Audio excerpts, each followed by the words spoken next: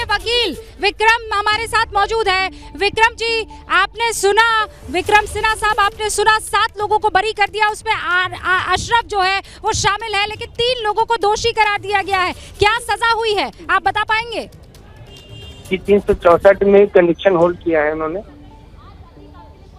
364A में, और छोटी छोटी धारा है उनमें भी कन्विक्शन होल्ड कर लिया है उन्होंने। 3 लोगों को किया जो नेम्ड FIR में थे, अतीक अहमद, खान सौलत हनीफ और दिनेश पासी। एक व्यक्ति जो नाम नामजद था अंसार, उसकी डेथ हो चुकी है, वो बच गए, और बचे एक 120 में अशरफ थे, वो जेल में थे, 120 का लाभ उनको मिल गया। बाकी जो अज्ञात विवेचना के दौरान आए थे उनको दोष मुक्त कर दिया गया।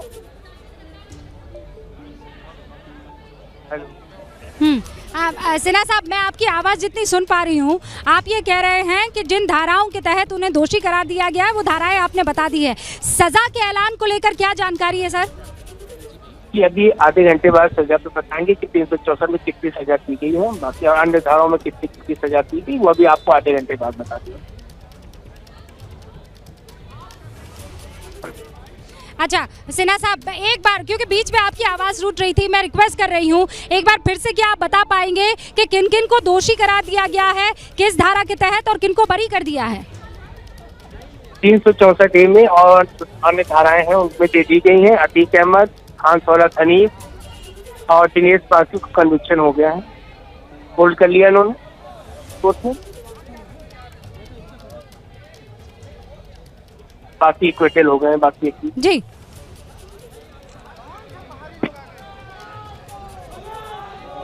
जी सिन्हा साहब, कितना वक्त हमें और इंतजार करना होगा, क्योंकि यहाँ बताया जा रहा है कि कोई लंच ब्रेक नहीं होगा, अभी बस कुछ मिनट और उसके बाद सजा का ऐलान हो जाएगा। आप कह रहे हैं 364A के तहत ये सजा होगी, वो सजा मैक्सिमम कितनी है सर और मिनिमम कितनी?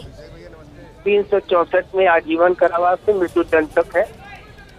जो मुख्य धारा है 364A मेन धारा जिसमें है, हाँ, वो है आजीवन कारावास से मृत्यु दंड तक।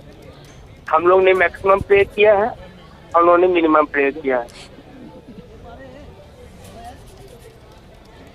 सिन्हा साहब, क्या आप इस फैसले से खुश हैं? अभी हम लोग कुछ जो छूट गए उनके लिए असंतुष्ट हो, बाकी चीजों के लिए जजमेंट पूरा ऑर्डर आ जाए। अच्छा, आप कह रहे हैं सजा के ऐलान के बाद आप बात की प्रतिक्रिया देंगे। सिन्हा साहब, बहुत बहुत शुक्रिया ABP न्यूज़ से बात करने के लिए। उमेश पाल के वकील इस वक्त हमारे साथ ABP न्यूज़ पर मौजूद थे, जो ये बता रहे थे कि किन धाराओं के तहत, जो कुछ देर पहले वकील यहाँ पर अभिषेक मेरे सहयोगी बता रहे थे कि ये महत्वपूर्ण हो जाता है कि किन धाराओं के तहत जो है वो सजा का ऐलान होना है। और इस वक्त 364A सबसे महत्वपूर्ण धारा है, जिसमें अतीक अहमद और बाकी 2 को दोषी करार दिया गया और सजा का ऐलान अब से आधे घंटे। देखिए, 364A का सीधा सा मतलब होता है कि किडनैपिंग फॉर रैंसम, यानी किसी को किडनैप करना, किडनैप करने के बाद डिटेंशन में रखना और उसके बाद उसको जान से मारने की धमकी, जान से मारने की कोशिश, धमकी, इस तरह की धमकी देना, तो किसे किडनैपिंग फॉर रैंसम कहते हैं। किडनैपिंग किसी मकसद की जाती है और वहाँ पर डिटेन करके बाकायदा उसको प्राणघातक उस पर हमला करने जैसी उसको सिचुएशन वहाँ पर हो जाती है, धमकी दी जाती है। इस मामले में आजीवन कारावास, जो वकील साहब कह रहे थे, आजीवन कारावास की सज़ा इस मामले में बनती है। और इस मामले में कन्विक्ट होने का मतलब ये है कि अतीक अहमद का, हम कानून की प्रक्रिया से अगर बात करें तो उम्र कैद की जो सज़ा है वो इसमें बनती है, उसमें कोई कानून की नज़र में शक शुबा की गुंजाइश नहीं दिखती है। अब सवाल ये होता है कि पहले से ही वकील अतीक अहमद के कह चुके थे कि हम ऊपरी अदालत में जो भी फैसला अगर हमारे पक्ष में नहीं आता है तो उसे चैलेंज करेंगे। हाँ, तो ऊपरी अदालत में देखी जाने के लिए कानून की निगाह में वो स्वतंत्र हैं, लेकिन ऐसा नहीं लगता कि एक बार उनको सज़ा हो गई तो अपील करने से उनको कोई फ़ायदा होगा, क्योंकि लेकिन टाइम बाय तो कर ही सकते हैं। हाँ, टाइम बाउंड तो रहता ही है, टाइम बाउंड के लिए तो अपील करेंगे, वो उच्च अदालत में उनके भी अधिवक्ता होंगे, वो तो जाएंगे ही।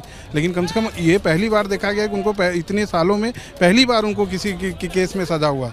इतने केस उनके ऊपर चल रहे थे, लेकिन पहली बार केस हुआ तो पहली बार ही हमारी कोर्ट से न्याय का काम हुआ। लेकिन ये आपको दिलचस्प नहीं लगता है कि एक शख्स 17 साल की उम्र से अपराध कर रहा है, 1979 वो साल था और 100 से ज़्यादा केसेस, और अभी तक एक भी कन्विक्शन नहीं हुआ था। आज की तारीख के परे अगर जाऊँ, ये कैसे हो जाती है मैडम? तो ये सरकार की भी स्वयं की व्यवस्था होती है, उनको तत्काल निस्तारण करे।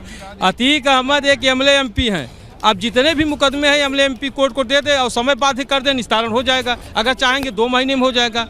ये सरकार के ऊपर जितनी भी सरकारें आई सब अपना काम करती चली गई, कभी भी इसकी पैरवी पूर्णतः नहीं किया गया। अगर पूर्णतः किया गया होता तो काफ़ी पहले ये सजा हो जाता। आप ये कह रहे हैं ये पूरा का पूरा ओनस जो है वो सरकार के ऊपर, सरकार के कारण ये इसमें सजा नहीं, सरकार बदली। अगर इतना लेट आप लोगों को लग रहा है कितना 18 साल का मुकदमा चला है और आज सजा हो रहा है, ये पहले हो जाता तो ये पुनः की ऊपर की सरकार। अच्छा, आपके कुछ साथी लोग अंदर कोर्ट में तो होंगे, क्या उनसे कोई जानकारी मिल रही है आप में से? जानकारी नहीं मिलेगी क्योंकि वहाँ सब लग गया है, कुछ आ नहीं रहा है बाहर से। अच्छा, मतलब यहाँ पर नेटवर्क की बहुत भारी समस्या है। आप लोगों का पता नहीं कैसे लाइव चल रहा है, हम लोगों का तो कुछ नहीं।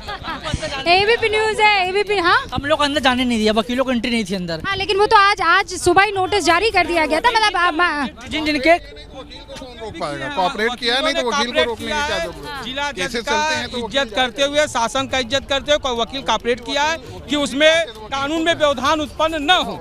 वकीलों ने यहाँ पर कोऑपरेट किया है, कानून में किसी तरह का या वो जो प्रक्रिया है उसमें किसी तरह का व्यवधान ना आने पाए। हमारे बार काउंसिल एसोसिएशन द्वारा कल ही जारी हो गया था, ये अमले MP कोर्ट में केवल अतीक की अहमद की सुनवाई होगा और लोगों से अनुरोध है कि आप आज की तारीख यहाँ पर ना पहुँचे। लेकिन वकील साहब आप आ ही गए फिर भी। नहीं, हम लोगों का यहाँ पे कितने कोर्ट हैं? 70 कोर्ट हैं। अच्छा, 70 है केवल एक कोर्ट के लिए, एक कोर्ट के लिए, MP कोर्ट के लिए। हाँ, अच्छा ठीक है, मैं समझ गई। अब सर सेल्फी हम इत्मीनान से ले लेंगे, पहले मैं ABP न्यूज के दर्शकों को जानकारी दे देना चाहती हूँ।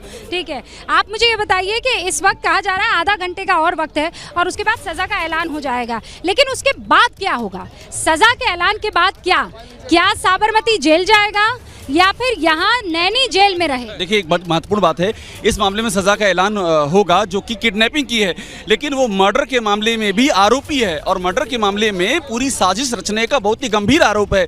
तो हमारी जानकारी ये है कि उसकी रिमांड, जो प्रयागराज पुलिस है उस मामले में भी उसकी रिमांड मांगेगी और उसकी रिमांड मिलने की पूरी संभावना है, चूंकि साजिश के तार उससे जुड़े हुए हैं। और उसकी पत्नी शाइस्ता परवीन वो फरार है, उसका बेटा जो असद है वो फरार है, जो शूटर हैं सारे वो फरार हैं, चाहे साबिर हो चाहे गुड्डू मुस्लिम हो, ये सारे सारे फरार हैं। तो ये सारे तार अतीक अहमद से जुड़ते हैं। जानकारी इस बात की कि अतीक के इशारे पर ही उमेश पाल के मर्डर की योजना बनाई गई है। तो उस मामले में पुलिस रिमांड लेगी।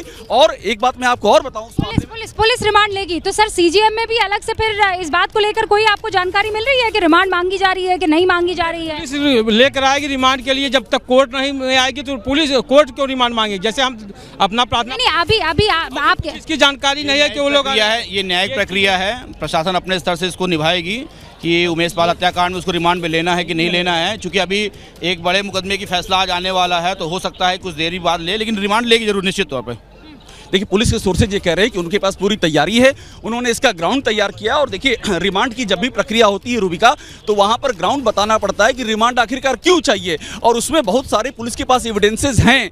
इस बीच में जो सदाकत नाम का एक जो एक गंभीर आरोपी है वो गिरफ्तार हुआ है। ऐसे बहुत सारे अतीक के परिवार से जुड़े हुए लोग हैं जिनको की पुलिस ने डिटेन किया। और अभिषेक, उनसे जो इंफॉर्मेशन मिली है वो एक ग्राउंड बनता है अतीक अहमद को रिमांड पर लेने का। अब एक और इम्पोर्टेंट चीज है जो हमें नहीं भूलनी चाहिए कि जिन लोगों ने अपहरण किया था उसमें से 7 जो आज बरी हो गए हैं, ये वही लोग हैं जिन्होंने हत्या को भी अंजाम दिया है। तो पुलिस चाहे ये इस केस में बरी हो गए हो, लेकिन उस केस में जरूर इनको रिमांड पर ले सकती है, इसकी पूरी संभावना है। और जिसमें अशरफ का सबसे मेन नाम है। अशरफ को बरेली की जेल से लाया गया है। उमेश पाल के मर्डर में अतीक और अशरफ, इन दोनों की मेन भूमिका बताई जाती है। और इन दोनों का जो तार जुड़ा था बरेली से लेके साबरमती के बीच में, उसके सूत्रधार पुलिस की पकड़ में, जो हमारी जानकारी कहती है। और इसीलिए अतीक और अशरफ की रिमांड का पुलिस तो डिमांड करेगी। कानूनी विशेषज्ञ बताते हैं कि रिमांड मिलेगी भी, क्योंकि पुलिस के पास इतने एविडेंस हैं कि इसको आपराधिक साजिश के तहत अशरफ और अतीक ने मिलकर के अंजाम दिया है। तो बरेली से साबरमती के बीच जो तार जुड़ा हुआ था उसका जो डिटेल्स है वो पुलिस के पास है। हाँ। और इसीलिए इसकी उम्मीद पूरी है कि रिमांड मिल जाएगी। ओके सर, आप काफी सीनियर वकील लग रहे हैं, कितना टाइम से आप प्रैक्टिस कर रहे हैं? मुझे करीब 30 साल हो रहा है। 30 साल हो गया है इसी सेशन कोर्ट में आप जी प्रैक्टिस करते रहे। आपका नाम क्या है सर? कपिल मुनि पांडे। ओके कपिल मुनि जी, पहले तो इस केस में आपका क्या कहना है, मैं ये समझ लेना। इस केस में अतीक और अशरफ को दोष सिद्ध किया जा चुका है। नहीं सर, अशरफ को बरी कर दिया गया है अभी ये दिया गया, लेकिन 3 लोगों को दोषी करार दिया गया। अब किसी भी वक्त सजा का ऐलान हो सकता है। 364A IPC क्या मजबूरी है मेरी, बताइए। मैं अभी आपको बताती हूँ कि मैंने ओए होए होए होए नमकीन के चटकारे लेते हुए टकटकी मार के डिबेट शो को पॉज रिपीट कर करके देख रहे हैं जोगिंदर जी। इनकी तरह आप भी देखें अपनी फेवरेट डिबेट्स को रिपीट कर और डाउनलोड कीजिए एबीपी लाइव ऐप अपने स्मार्ट टीवी पर।